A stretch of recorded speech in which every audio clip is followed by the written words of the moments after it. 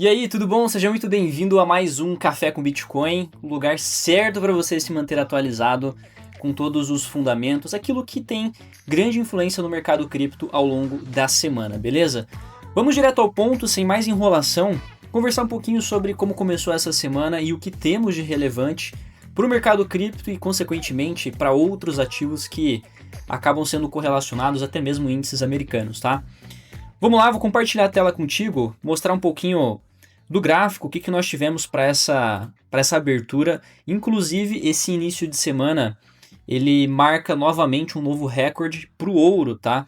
E apesar de não parecer, nós temos algumas relações importantes que precisam ser atribuídas quando nós falamos do mercado como um todo, tá? Então aqui tem o gráfico do ouro. Então sim, batemos um recorde histórico novamente com a abertura dessa nova semana. O ouro atingiu a marca dos $5.000, ele abriu acima dos $5.000 já no começo da semana, então é mais um gap que esse ouro vem acumulando ao longo das últimas semanas, tá? Vale notar, começo de janeiro nós temos um gap de negociação ali deixado, um gap de alta na zona dos 4.300, depois tivemos outro em 4.500 nessa região de preço, aí temos mais um gap aqui na região dos 4.600, e são esses três gaps pendentes que nós temos no Gold, todos ocasionalmente formados na abertura de um final de semana para o início da próxima, tá? Então hoje tivemos o gap dos $5.000, colocando o Gold num novo patamar, tendo atingido aí para mais de $5.100. E isso tem sim uma relação importante agora com o mercado de cripto, quando nós estamos falando do quesito proteção, né? A diversificação, a busca pela diversificação por grandes players, inclusive bancos centrais. Então o começo de semana já nos traz essa abordagem e é visível que foi proteção, já que no começo da semana nós já tivemos essa mesma reação oposta nos principais criptoativos. O Bitcoin agora entrega para a gente uma alta de 1,4%, entre altcoins entregando 3%, 4%, só que nem sempre foi assim. Inclusive, né, ao longo desse final de semana, eu consegui aproveitar algumas oportunidades em específico no Bitcoin. E eu vou mostrar para você o que nós temos aqui dessas oportunidades, né? O que eu observei para pegar essas oportunidades antes da gente poder avançar, é claro, para o nosso objetivo final aqui, que é falar um pouco mais sobre os pontos de influência, tá? Aqui, antes de partir para o gráfico do BTC, preciso mostrar para você que nós tivemos, né, um retrocesso. Esse gráfico é o gráfico do Total 3, ele representa a capitalização das maiores criptomoedas, excluindo Bitcoin e Ethereum, tá? Então soma lá Solana, BNB, XRP, entre outras. A gente percebe então que desde 15 de janeiro, 14 ali, nós já tivemos uma queda considerável, né? Praticamente 11%, voltando aí às mínimas do mês de dezembro. Isso mostra um enfraquecimento, tá? Uma aversão ao risco, já que as altcoins normalmente se posicionam como ativos de risco dentro do setor cripto, se for comparar com maiores, igual o próprio Bitcoin, enfim, né? Então aqui, o que eu vou fazer? Eu vou direto aqui para o gráfico do MT5, mostrar um pouco qual foi a evolução que nós tivemos no preço do Bitcoin ao longo do final de semana. E eu peguei alguns posicionamentos interessantes, tá? Trabalhei uma venda aqui em tempo gráfico de 1 hora, começando pela manhã de domingo, nós tivemos esse início, né, essa sinalização de continuidade, e aqui uma zona de suporte. Tá? Então acreditei que ele viesse até a região, ele até veio um pouco mais, foi onde eu encerrei a minha posição, foi a primeira venda ali dos 89 até os 88, né, aproximadamente. Pós rompimento dessa região e pullback, que seria essa volta que o preço fez aqui para o BTC, na continuidade, onde eu tive uma confirmação maior, eu me posicionei mais uma vez em venda. Poderia até ter esticado um pouco mais a posição, mas foi um trade pontual por ser final de semana. Então peguei mais uma venda por aqui. Depois mais duas compras. Essa compra que aconteceu na zona dos 86.500, aí eu já considerei uma região lá do gráfico de 4 horas. Se a gente tira um pouquinho aqui o zoom, já dá para entender. Vamos puxar aqui a nossa linha, ó. Já dá para entender qual é o ponto de reação que eu busquei dentro do Bitcoin. Ó. Então ele encontrou ali nos 86 esse suporte. Na mínima reação que nós tivemos, eu estabeleci uma compra e não foi a única, né? Eu acabei trabalhando duas compras ao longo desse período. né, na continuidade. E no princípio foram as oportunidades que nós tivemos entre domingo durante o dia e domingo durante a parte da noite, falando em específico para nós que estamos aqui no Brasil, beleza? Então é isso que aconteceu. O BTC no começo do dia mostrou essa devolução, né, um preço retrocedendo para o patamar dos 86 mil dólares e agora recupera um pouco, até mesmo acompanhando possivelmente os índices americanos, tá? Vamos até dar uma olhadinha como é que estamos aqui, ó. Índice Nasdaq em tempo gráfico diário, né, que começou o dia com gap de baixa, assim como foram algumas semanas anteriores, já entrega para a gente um movimento de mais de 0,5%. Então o cenário de correlação está favorável para esse começo de semana para o mercado cripto. Eu acredito sim, entre as principais criptomoedas, a própria Solana, que eu tenho um posicionamento aí de swing trade, já recuperando bastante a partir do último fundo aqui. Então eu vejo como uma oportunidade legal aí para quem está buscando ficar atento a esses principais ativos, beleza? Quero trazer para você alguns pontos relevantes, tá? O que trouxe essa movimentação de aversão ao risco está ligado a várias interferências no contexto macro, sendo o Trump ameaçando o Canadá com novas tarifas, caso o Canadá prossiga com as relações ali com a China, é um possível acordo com a China. Isso trouxe um enfraquecimento do dólar canadense e até mesmo uma visão ali pelo petróleo. O petróleo começou o dia com mais de 1% de queda. Então a gente já entende a correlação ali, porque que o dólar canadense começou o dia mais fraco, beleza? Eu tenho até aqui, eu poderia mostrar para você, daqui a pouco eu vou falar mais sobre o DXY, que é o índice dólar, e isso resume para a gente de forma mais tranquila, beleza?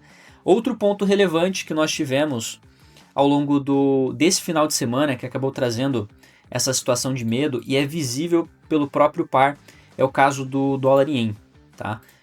Olha que baita gap nós tivemos das paridades de moeda, essa foi a principal e mais visível devolução do preço. Desde o último topo para cá já foram mais de 5 mil pontos, né? 3,5%.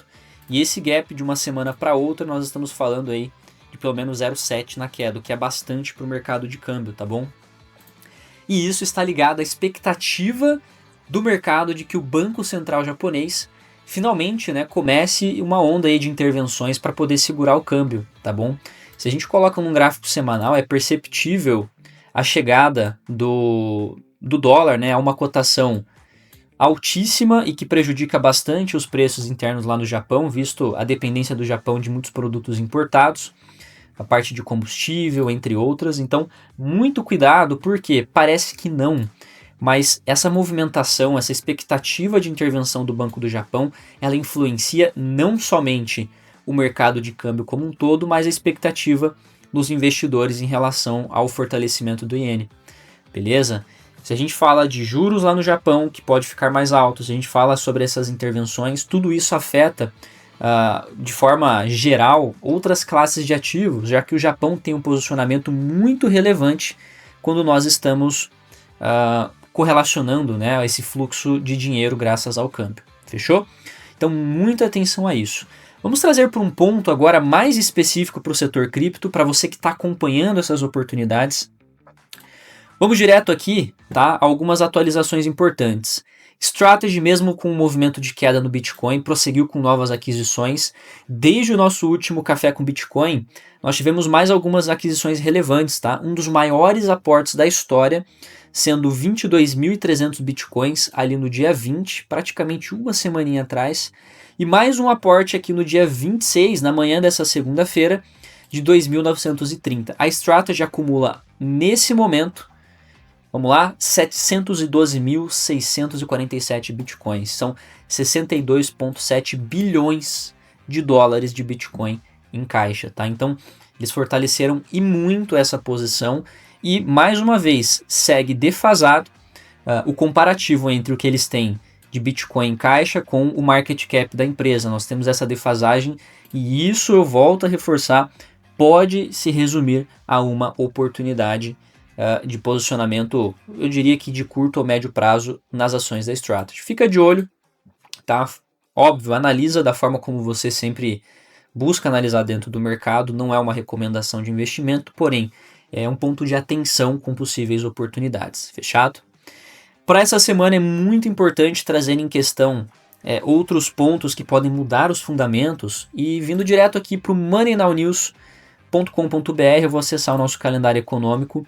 O foco dessa semana se concentra em colocar em 3 principais pontos, tá?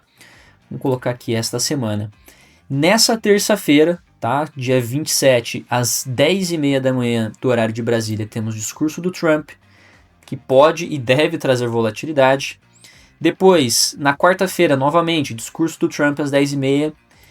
E depois, dentro da própria quarta-feira, decisão de taxa de juros pelo Banco Central americano, tá? Tanto ali às 16 horas a decisão de juros, quanto 16h30 a coletiva de imprensa.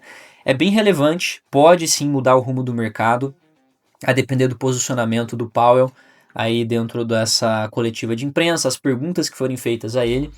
Eu acho relevante que você acompanhe todo esse posicionamento dele ao longo da coletiva, fechado?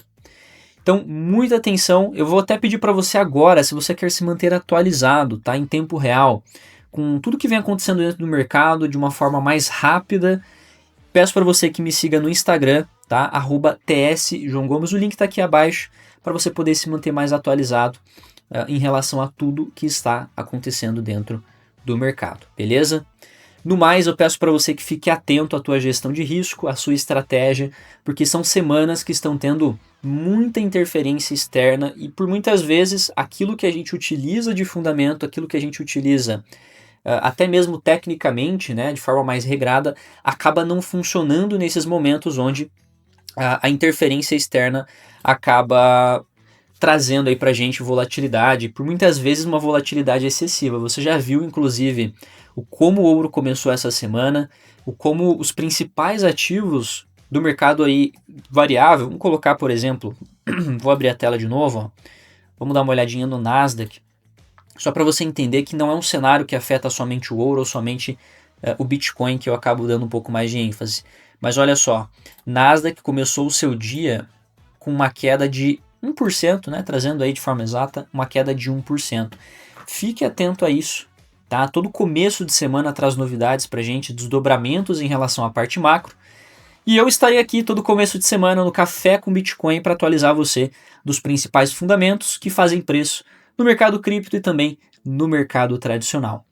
Se para você foi válido, tá, esse conteúdo, essa primeira atualização, os pontos de atenção, já peço para você que deixe o seu like e a gente vai dando continuidade também nos próximos dias, tá bom?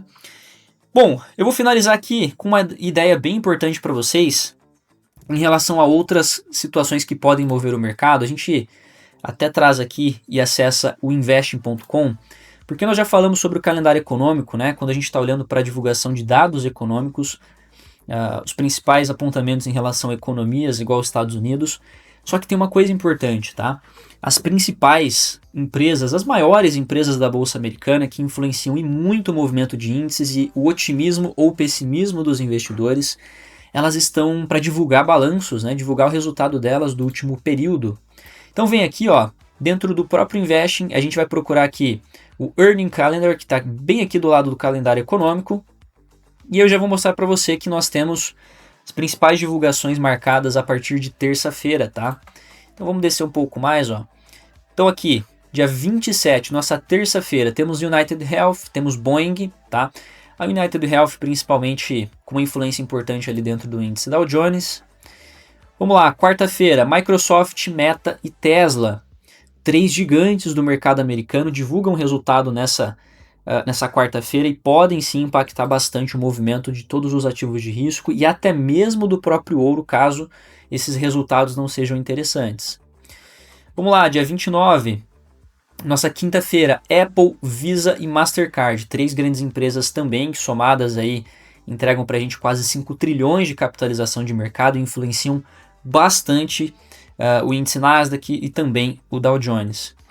E para finalizar, e não menos importante, quando nós olhamos na sexta-feira, sempre padrão, empresas do setor de petróleo ali, a ExxonMobil e a Chevron, tá? Também divulgam seus resultados. Então fique atento que por muitas vezes o calendário econômico pode não estar tão recheado, não é o caso dessa semana, ele está bem recheado para a gente aí de dados. Só que temos também que olhar esse calendário de balanço das empresas, porque elas movem e muito o preço dentro dos mercados, beleza? Show de bola, gente! Espero que tenha sido produtivo para vocês. Deixe o seu like, considere se inscrever para mais conteúdos como esse. E vejo você no próximo vídeo aqui direto do canal. Valeu e um abraço.